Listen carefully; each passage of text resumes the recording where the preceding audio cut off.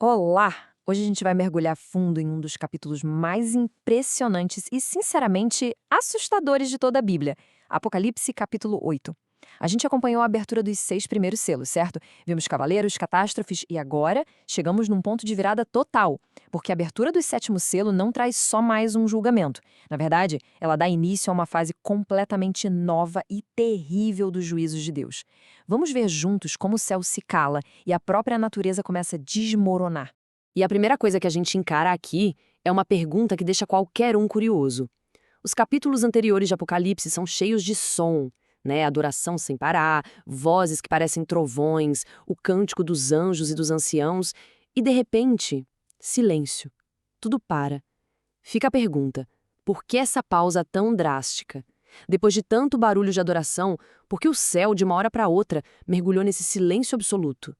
O texto é bem claro. Quando o cordeiro abre o 7º selo, acontece um silêncio no céu por quase meia hora. Mas olha, esse não é um silêncio de paz, um silêncio vazio. Muito pelo contrário. É um silêncio pesado, denso. É aquela calma que vem antes de uma tempestade devastadora. É como se o céu inteiro estivesse prendendo a respiração, numa expectativa terrível, porque todos ali sabem que os juízos que estão para começar têm uma severidade nunca antes vista. E o que quebra esse silêncio? Não é uma voz, não é um trovão, mas sim uma ação, um ritual profundo que acontece ali no coração do céu. Uma cena se desenrola perto do altar de ouro e é ela que revela qual é o gatilho, o verdadeiro catalisador para o juízo de Deus. A gente vê na cena um anjo segurando um incensário de ouro. Na simbologia da Bíblia, o incenso sempre representa isso. As orações do povo de Deus subindo como se fosse um perfume agradável até ele. E aqui, o anjo recebe muito incenso para misturar com as orações de todos os santos. Isso nos conecta diretamente com aquela cena do capítulo 6, lembra? Os mártires clamando: "Até quando, Senhor, não julgas e não vingas o nosso sangue?" A sequência aqui é de arrepiar, é muito poderosa. Primeiro as orações sobem, misturadas com o incenso. Deus recebe essas orações. E qual é a resposta dele? O anjo pega o mesmo objeto que levou as orações para cima, o incensário, enche ele com o fogo do altar do sacrifício e lança com força sobre a terra. A mensagem aqui é claríssima. As orações da igreja, o clamor por justiça, não são esquecidos. Pelo contrário, são elas que movem a mão de Deus para agir na história. E a resposta vem com fogo. E o resultado desse fogo sendo lançado na terra? A Bíblia diz que houve vozes e trovões e relâmpagos e terremotos.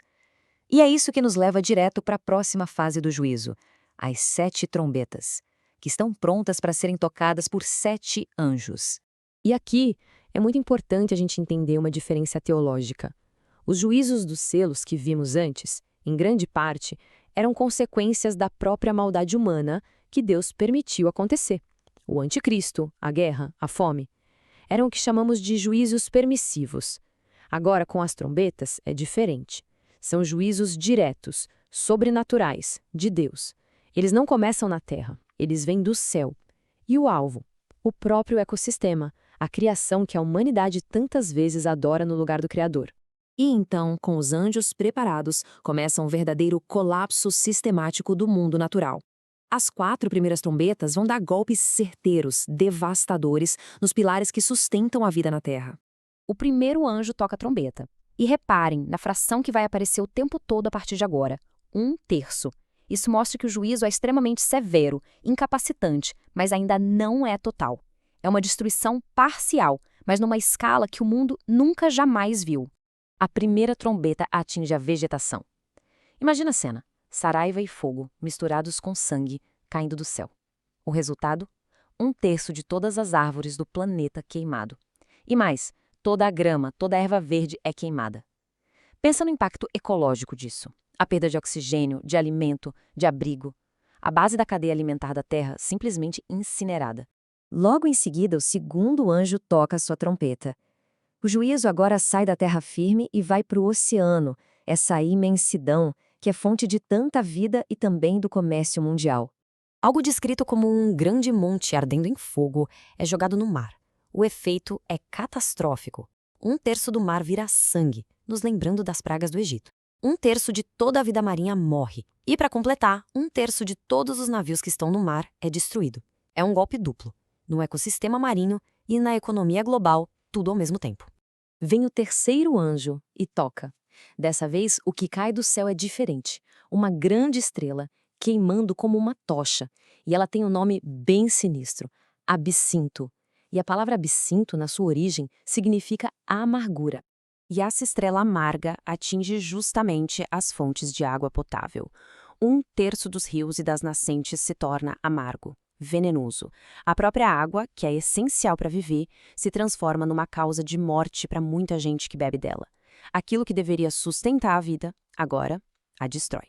Com a terra, o mar e a água doce já atingidos, o juízo da quarta trombeta sobe ainda mais. Agora, o alvo são os próprios céus.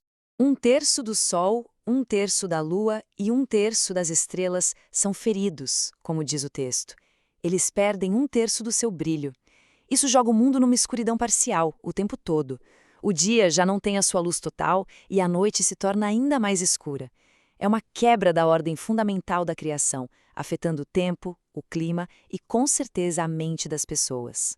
Depois dessa sequência de devastação ecológica em 4 partes, quando parece que nada pode ficar pior, o capítulo 8 termina com um anúncio bem sombrio. Uma pausa dramática que funciona como um grande aviso. João olha e vê um anjo, ou talvez uma águia, voando bem alto no céu e gritando com uma voz potente: Ai, ai, ai dos que habitam sobre a terra. Esse ai triplo corresponde exatamente às 3 trombetas que ainda faltam. A mensagem não poderia ser mais clara. Por mais terrível que tenha sido o colapso de 1/3 da natureza, aquilo foi só o começo. Os próximos juízos serão muito, muito piores, porque eles vão atingir a humanidade de forma ainda mais direta, com tormentos demoníacos. E isso nos deixa com uma pergunta bem inquietante para a gente pensar. Se a destruição de 1/3 de todo o ecossistema da Terra é só o aquecimento, só a preparação para o que vem a seguir, que tipo de terrores os 3 ais finais ainda reservam para a humanidade? A resposta para isso começa a se desenrolar nos próximos capítulos, revelando um nível de julgamento ainda mais profundo e pessoal.